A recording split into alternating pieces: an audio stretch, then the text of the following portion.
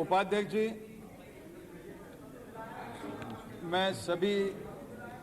सम्मानित सदस्यों को धन्यवाद देता हूं कि लगभग 2 घंटे चली इस चर्चा में नहीं, 2.5 घंटा नहीं, मैं इसलिए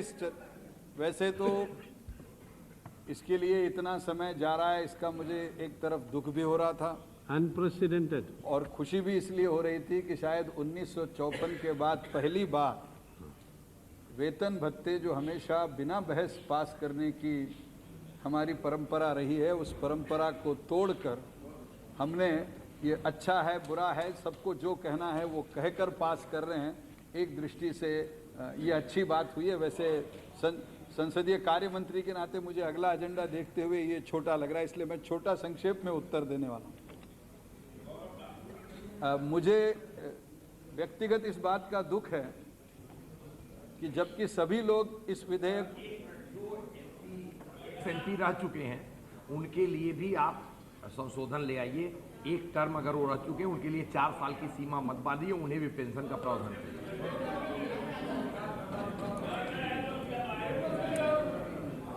अध्यक्ष जी, चित्र ऐसा है कि वामपंथी दल को छोड़कर बाकी सभी दलों ने इस बिल का तो समर्थन किया है, लेकिन इस बिल से खुश कोई नहीं है। I said it in Hindi. Mister Yadav, mister Suresh Yadav,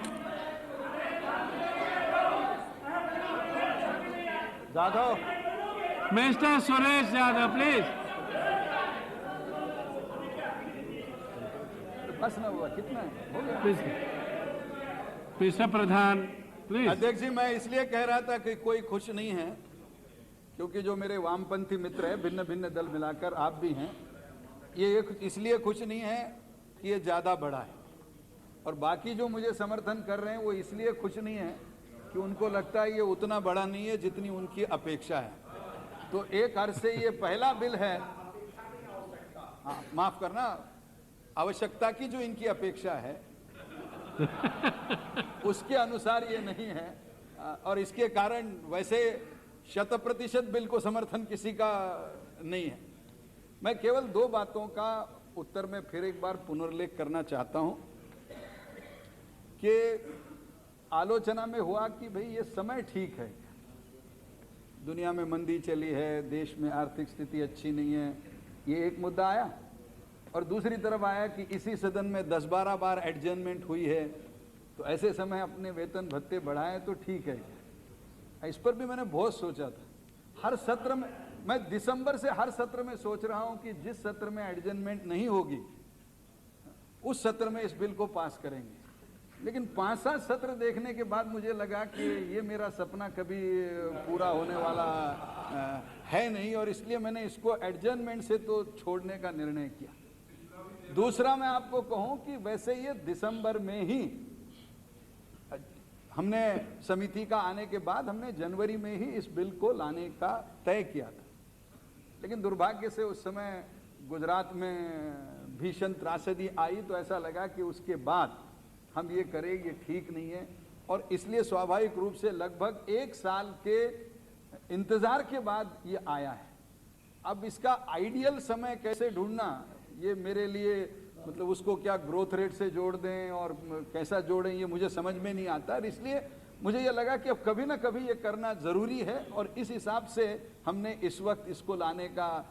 फैसला किया। इसका बाह्य कारण कोई नहीं है।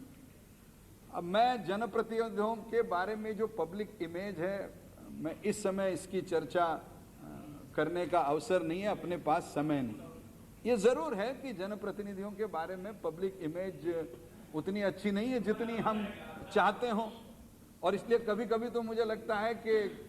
बाकी देशों का तो मुझे उदाहरण मालूम नहीं है, लेकिन एक बार तो मैंने, और इसको आप केवल मजाक में ही लें, गंभीरता से न लें, मैंने कहा था कि there seems to be a love and hate relationship between the people and their representatives.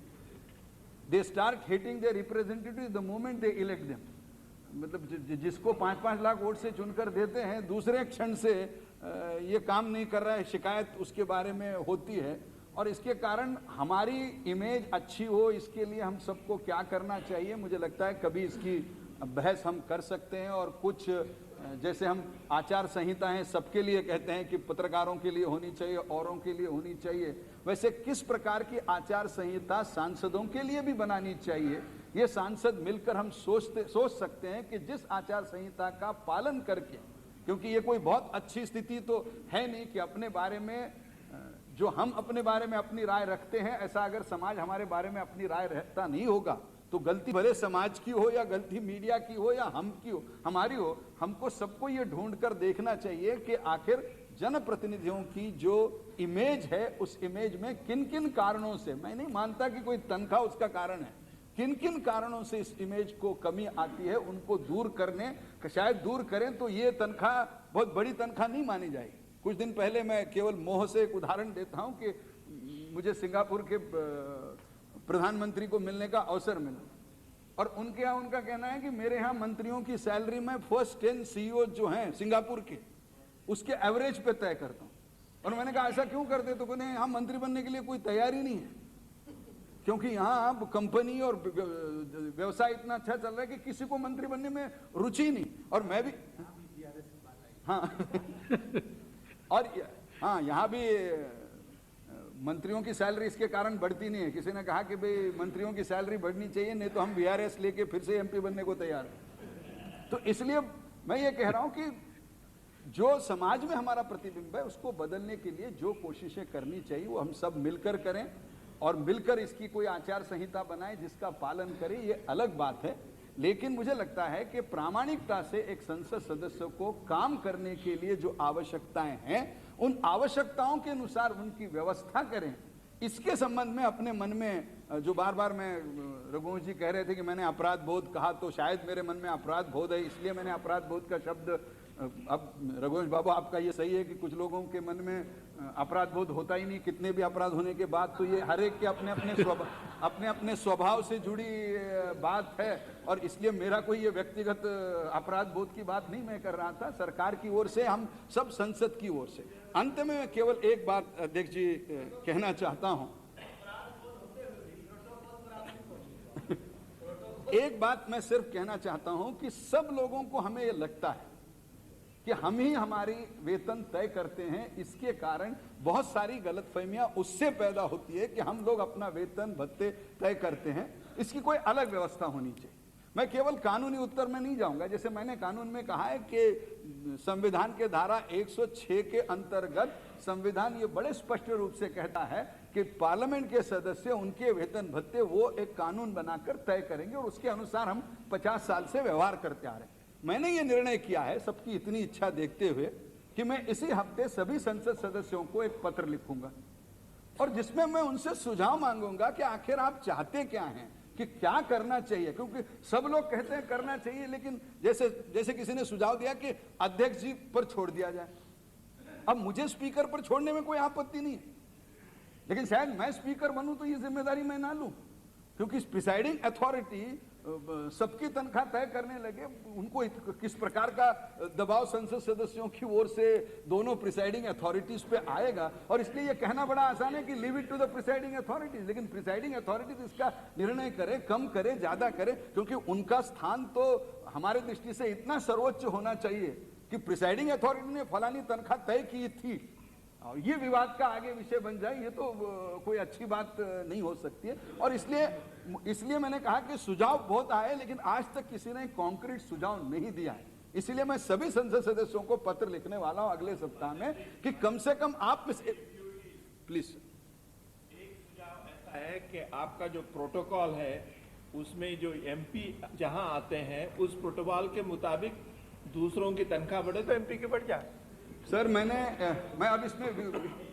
हाँ, प्रोटोकॉल में जाने के बाद जिस ब्यूरोक्रेट के ऊपर आप आते हैं उस ब्यूरोक्रेट के अनुसार आपको अगर तनख्वाह देना शुरू करें तो आज जितना खर्चा आ रहा है उससे 10 गुना खर्चा आएगा।